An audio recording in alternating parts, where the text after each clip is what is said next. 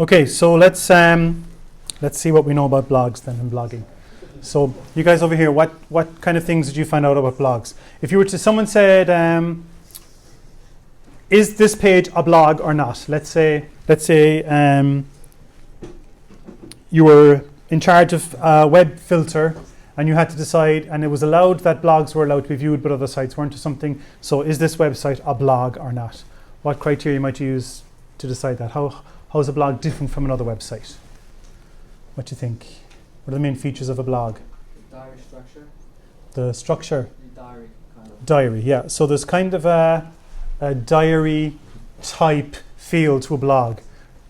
Okay, anything else? There's dates, labels. Yeah, labels are important, yeah.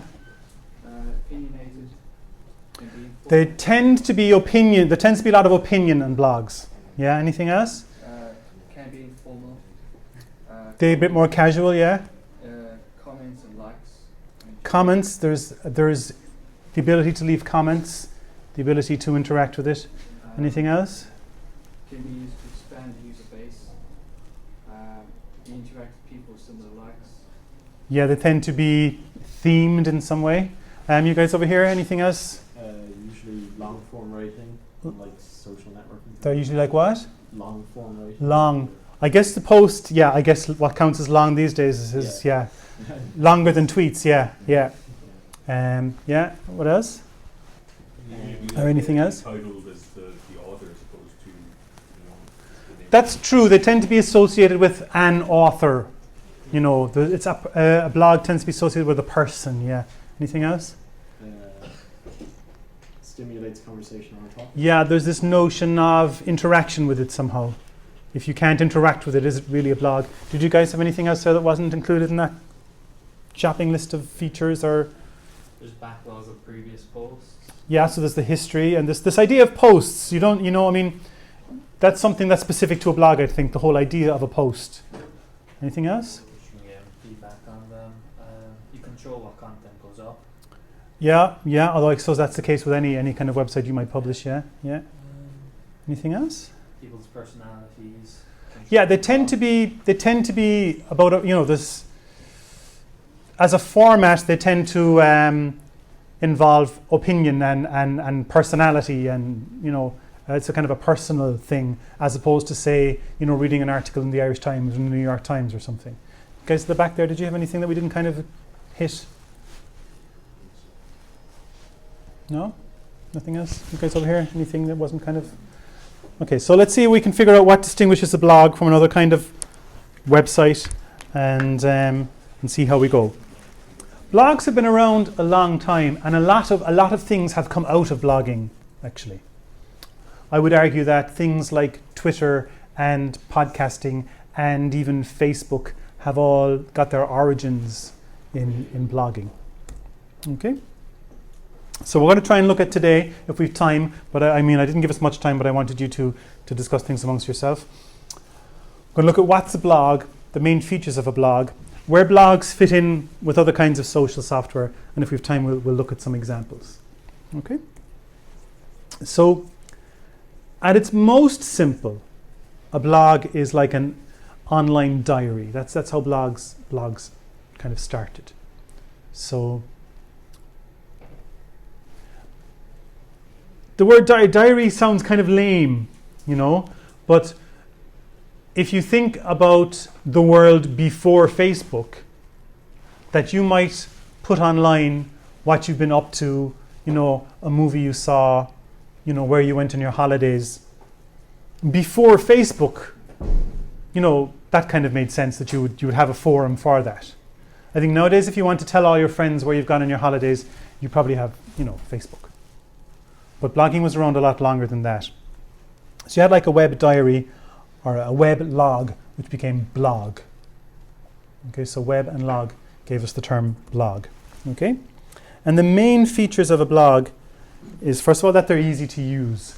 Now again, we'll look at this in a minute, but there was a time you had to know an awful lot of stuff in order to make a web page. And blogging really was the first opportunity people had where you could put stuff online without knowing an awful lot of stuff. Okay, So they tend to be organized by date. Typically, they allow the readers to contribute, and that's an important feature. They have this thing called syndication, and they can have enclosures. What's useful as well is we have, automatic searching and indexing, and you can connect with other blogs as well. Okay? So, last semester, you took COMP6023, which taught you how to make web pages, and you had to learn HTML and a bit of CSS. To put that online, actually, you would have to do something like we're going to do in this module, where you'd FTP it up to a server. You might had to know how to configure your server. You might have known a bit of JavaScript or PHP, depending if you wanted some interaction. So to make a web page, you had to know a lot of stuff. And really, the muggles couldn't make web pages. It was too much work for them. Okay? So blogs allowed you to publish things online without having that expertise. So you just provide the content, and then the blogging software did all the heavy lifting. So you could, select, make something bold. You could add links, and it would worry about the HTML that would be underneath all that.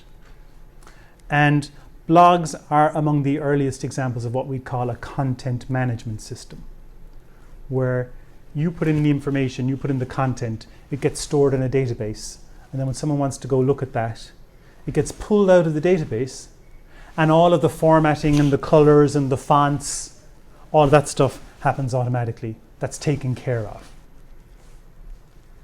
And you can change the format, and you can change the color of the fonts, and you can change the typeface, and you can have this picture in this background. But you're not doing any of that in HTML. That's all happening in the background for you. Okay, so you can have templates to control this look and the style. A nice thing about blogs as well is you can add your entries from anywhere. So some servers even allow you to email them or send a text, or you can use an app or whatever. And also a blog can actually have several authors. Very often we think of a blog as having a single author, but they can have several. So blogs allowed you to do things you couldn't do. Well, they didn't allow you to do anything you couldn't do before, but they allowed everybody to do something that only the kind of hackers could do before, that only the computing people could do before. So blogging allowed you to say, I went to a really cool movie, put that up online, and you didn't have to know any HTML or CSS to do that. And so it was a way to give the muggles access to the web. Okay? Blogs are typically organized by date, which is actually a very happy coincidence if you're in the education business, because both students and lecturers often organize content by when it was done in class. So, students don't say, do you have the notes for class number 17? Or do you have the notes for the class on whatever? They usually say, do you have, what happened last Tuesday? So that's why blogs are a good match for education as well, because we just tend to think of content as organized by date. So blogs typically have, each post has a date and a time associated with it. Now, sometimes that's important, sometimes that's not. It depends very much on the context. So like if you're writing a review of a movie, well, it doesn't really matter when you saw the movie. The date and time isn't actually that important. But some posts, the date and time might be relevant. Okay? An important feature of blogs is that they allow users to interact with them. So blogs, again, were perhaps the first example we have of what we call the read-write web, or Web 2.0, where in addition to just going to a web page and consuming it, just reading it, you could contribute to it in some way. Now, again, that doesn't seem terribly revolutionary now, sitting here in 2014. But when this first started, the idea that you weren't just a consumer, that you could actually contribute things to the web was a big deal.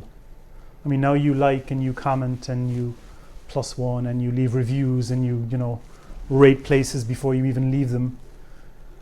But that was all very new once, and we saw this first in blogging. So you could leave comments and things like that. Syndication was very interesting in the early days. So you could have an RSS feed. Remember I spoke a bit about that when we were talking about the podcasting. You'd have a news feed, and someone could have a news reader, and it would check the news of the web page frequently. I think I said last week, if we didn't have Twitter now, everyone would know what an RSS feed is, because you'd need those to follow the latest news from your celebrities. But I think Twitter sort of fills that gap now. So people don't use news readers so much unless they're actually interested in the news, as we might call it. Okay, from RT and CNN and stuff. So that syndication was important, but I spoke a bit about that last week. They can have enclosures as well. So you could include, an image or an audio file or a video file in your blog post, and that might end up in the RSS feed as well, and that gave us podcasting. So we wouldn't have had podcasting if we didn't have blogging first. But I'm going to argue today, there's a lot of things we wouldn't have had. In blogging, we have the origins of a lot of things we take for granted now. A great thing about blogs as well is that things like searching and indexing all the posts, that's taken care of by the blogging software. So if you have a web page, if you have a website, with 1,000 pages, setting it up so that someone could search all of those pages for a particular word, that was a lot of work. And again, the blogging software takes care of that for you. So you don't need that so much.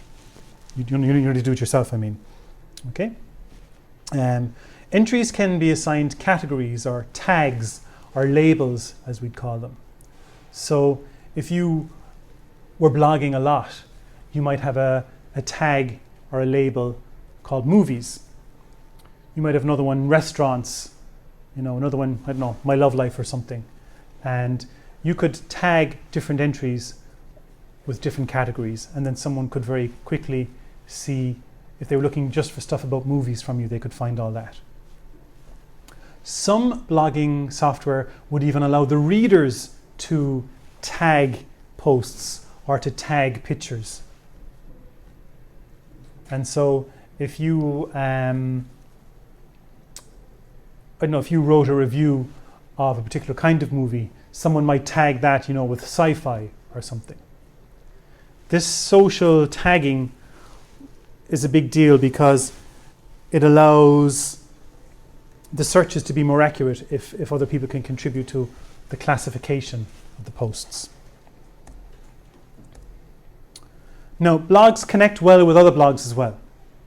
So it's possible, for example, although people don't do it so much now, that if you posted, say, a review of a movie and you said it was rubbish, and I thought the movie was great, instead of my posting a big rant in the comment section of your blog, I could post in my blog about how great it is and connect your blog to my blog so that readers could see that there's a follow-on from this, and if the person with the first post had a reply to that, he could put that on his blog and they would all connect up and stuff.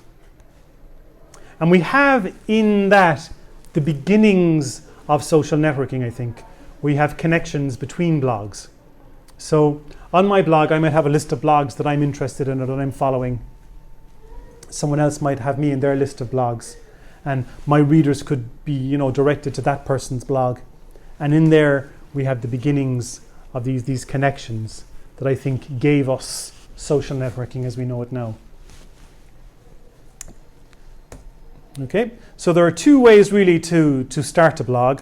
One is to sign up for a blogging service like blogger.com. They're usually free. They tend to make their money from advertising. Although with Google and Blogger, they also make money from knowing more about you. So if you sign up for a blog and you write many reviews of Chinese restaurants,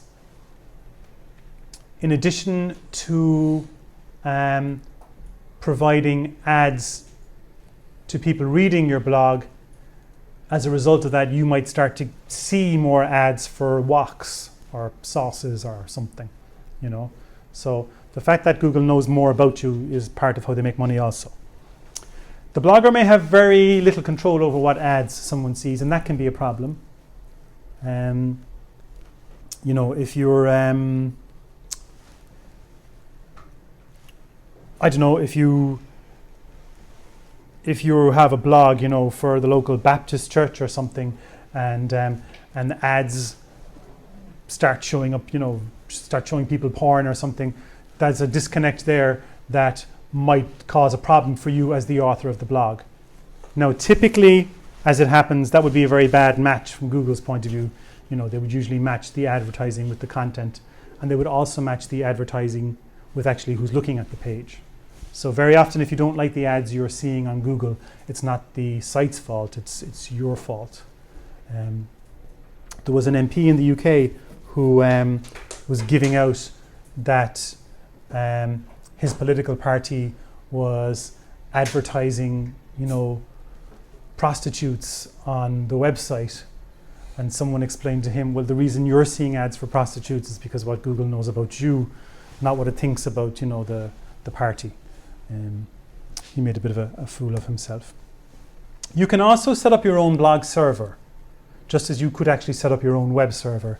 And there's blogging software you could get. You could go away and install all this, but that's, you know, that's a lot of work. But you can do it yourself. I have a link here to some popular blogs. And we'll have a look here.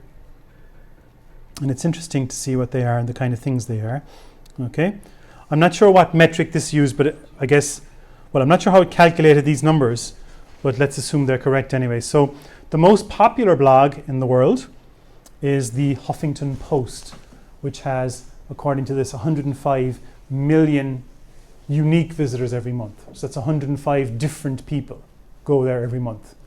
If the same person goes 10 times, it doesn't count as 10, they still only count as one person. The Huffington Post was a news site. Adriana Huffington, that was her blog initially, and she had, you know, lots of information about politics, and she was often the first, you know, to break a story and stuff. And this developed and grew, was eventually bought for lots of money, and so it's got lots of the latest news. Let's go and have a look, see if I'm still connected to the Wi-Fi, to see the kind of things that there are there.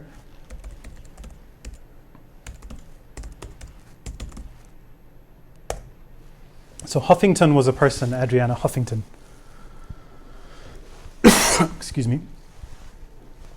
And so, okay, this is the UK version then. Okay, let's see what this is all about. Break down the Berlin Wall. Gove calls for state schools to be indistinguishable from private schools. This is the UK. We'll just see what the US version looks like. Hope that wasn't a terribly embarrassing ad there for me after what I just said. So this looks an awful lot like a newspaper might know. And in some respects, the Huffington Post has become a news organization. Although you will find, because of its blogging origins, that there tends to be a bit more opinion than you might get in a newspaper, although there's a lot more opinion in newspapers these days as well. And also it's very good at what people are interested in clicking in, you know. I mean, it tends to have a lot of, you know, you'll see celebrity stuff as well. Playing with Lego helps me calm down, you know. Is that news? You know, no. Will people click on it? You know, pretty boy, celebrity, sure, you know. Okay, so that's the most popular blog in the world.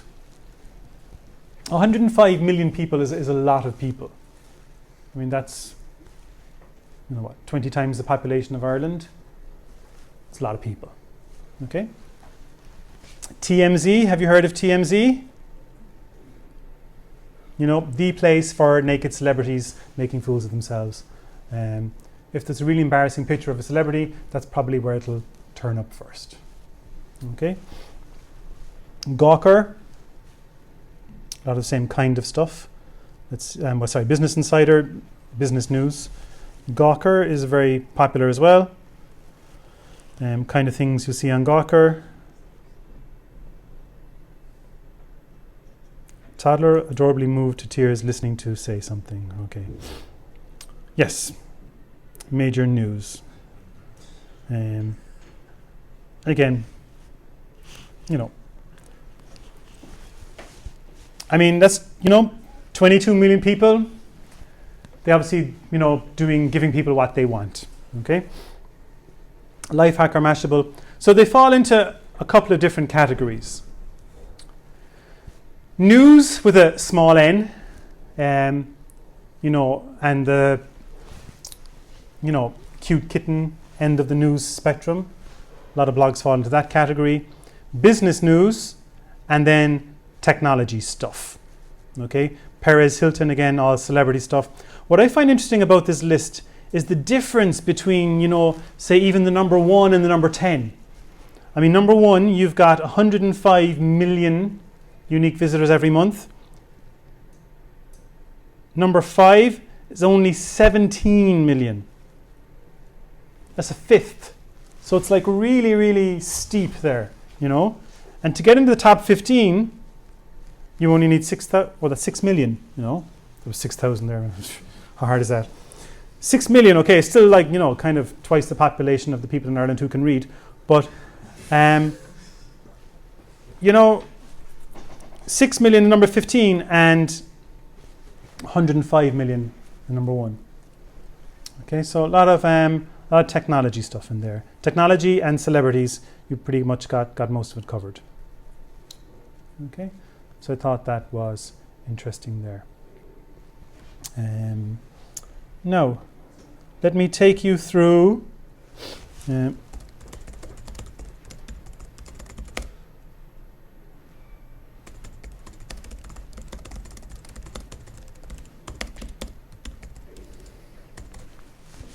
okay, so you publish.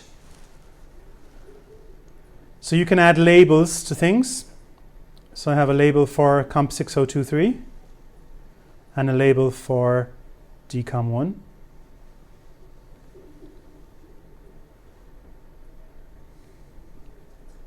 That's you, yeah. Well done. And I talked you through some of the settings in the labs. I want to talk again, though, about the comments.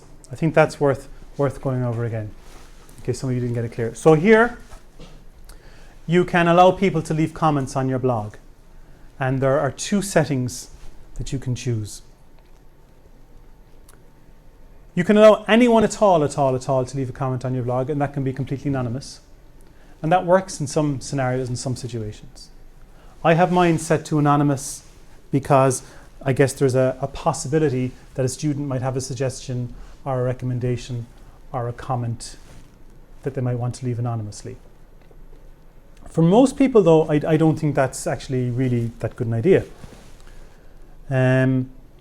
With registered user, they must be registered in some kind of, there's a selection of some places they must be registered. So for example, even if you weren't registered with Google, with a Google ID, you might be able to leave a comment with and leave your, say, Yahoo credentials. Identify yourself in some way. If you were to restrict your blog to people with just Google accounts, that would still probably include everyone you know, because all of your MyCIT accounts are actually Google Apps accounts. So everyone in the class has a Google account anyway. You can also, with a blog, just set up a set of people who can see it or leave comments. You can have people who are members of the blog, and then only they could leave comments. So if you had a project group, for example, and you were going to use a blog as a way of documenting and organizing your work, which is a very good way, in fact, you might decide that the 4 people in the group would be members of the blog, and maybe your supervisor for your project was a member of the blog, and then only those 5 people could see it and leave comments and edit posts and things. Comment moderation then allows you to vet posts before they go live. So if you set this to never, then when someone leaves a comment, it'll appear on the blog immediately. That's generally unwise, unless, well, depending on the settings you have here, obviously. If you have anonymous and never, that's a bad combination, because any anonymous random muppet can leave a comment on your blog. And at the end of the day, it's your reputation that would be potentially harmed if there was stuff that shouldn't be there.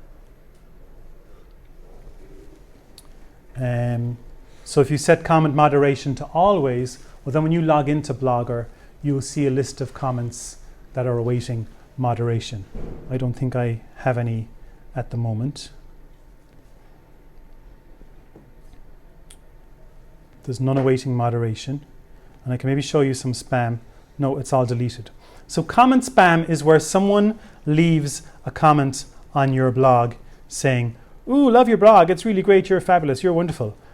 Come check out my blog at viagra.com or something." Okay, so they're only making a comment, they're only leaving a comment just to leave the link there. Okay? And they only want that exposure to, and in a way that's cheating, because they're getting your readers and they're getting then free, publicity from your work. But also that can be dangerous because, a website that links to free Viagra lots may risk being reclassified or having its Google rankings affected. So you have to be careful. There is too a phenomenon, really, I suppose, where somehow the internet and the anonymity can lead to people going a bit mad or even being a bit rude, and you get these flame wars erupting. I have really only ever not published a comment where it was one student letting rip about another student, or somebody saying something about me that was just libelous. We'll talk about libel in another class. But that, not only was it not true, but that it would be, very harmful to my reputation. Or if someone thinks I'm a fool, saying Colin Manning is a fool, well, that's an opinion. Do you know what I mean? But if you were to say, Colin Manning is embezzling money from CIT, well, not only is that not true, but that's not an opinion. That's a fact. That's a lie. That's damaging. Do you know what I mean? There's a difference. So I generally, when I set up this blog, said to myself, no, look, you're going to let people post whatever they want, in the interests of just openness. But there have been a few occasions now where I've had to just not publish what was said or edit out bits. And also I think if you're in my position, if you're in the education business, really sometimes you have to protect people from themselves as well. I know that sounds a bit patronizing, but if there's a load of stupid stuff from people in this class on my blog, that's out there too. I shouldn't really allow people to say really stupid stuff, and have it come from computing students at CIT.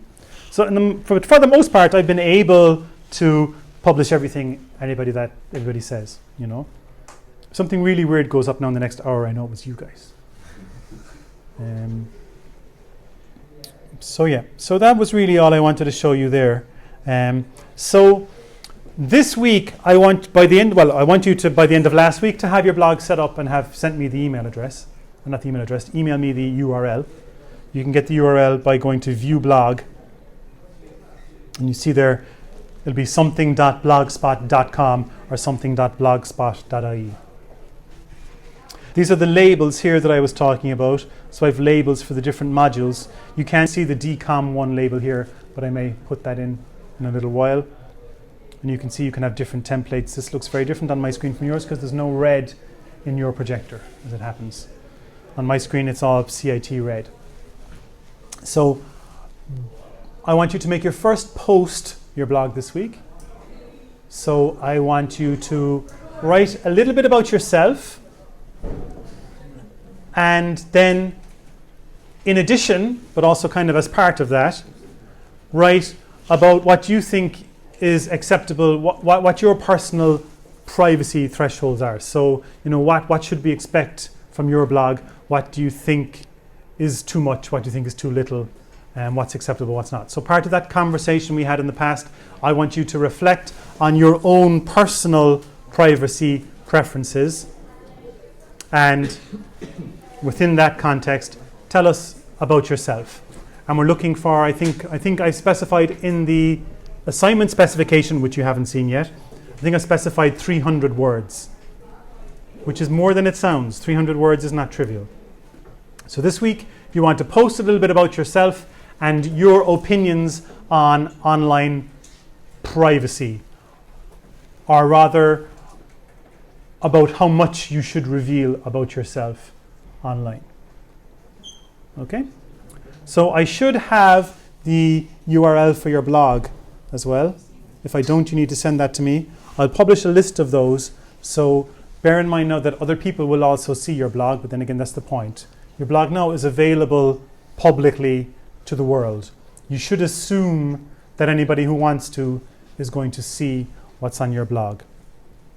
Another thing you might start to look at, but there won't be much there yet, is in your stats. You can see what people are looking at. So this month, these are the posts that people have looked at from me, and you can see where they've come from. So most people come to my site by going to google.ie and then Googling me. Some people type in the name. Again, they come mostly from Google. Some French people looked, various things like that. Okay, you can see where the audience is coming from. It's no great shock that most of my viewers come from Ireland. That half as many again come from Russia seems very odd. The US will always feature just because there's so many people in the US. Do you know what I mean? If there are 5 million Irish people and 500 million Americans or something, it means that I'd only have to be 100th as popular in the US as I am in Ireland for it to show up as having the same number. So all this turns out to be very interesting, but you need to have built up a bit of you have to have something for people to look at first. So you're going to see all that in your stats as well, and that's something to look at. That's interesting. Okay. Now, if you are an online website, this information is very useful. I mean, if I have a post about my cat picture of the day, if I have a post about my naked pretty boy celebrity, and I have a post about what's going on in the Dáil, and cat picture gets 1 million views, pretty boy gets 500,000, and my post about what was going on in politics gets 10, I might have more cat pictures. Like, we have lots of cat pictures because we click on them. It's as simple as that. If we clicked on other things, the web would give us more of those. So these stats and things can be interesting, and you can have a look. When you have your blog going for a little while, that page will be more interesting. So any questions on any of that? Any questions about blogging, or questions about what I'm expecting from your blog this week? So this week I want you to tell us about you and what you think about how much one should reveal online. Minimum 300 words. Spelling, grammar needs to be perfect, I suppose. Yeah, it's either right or it's not.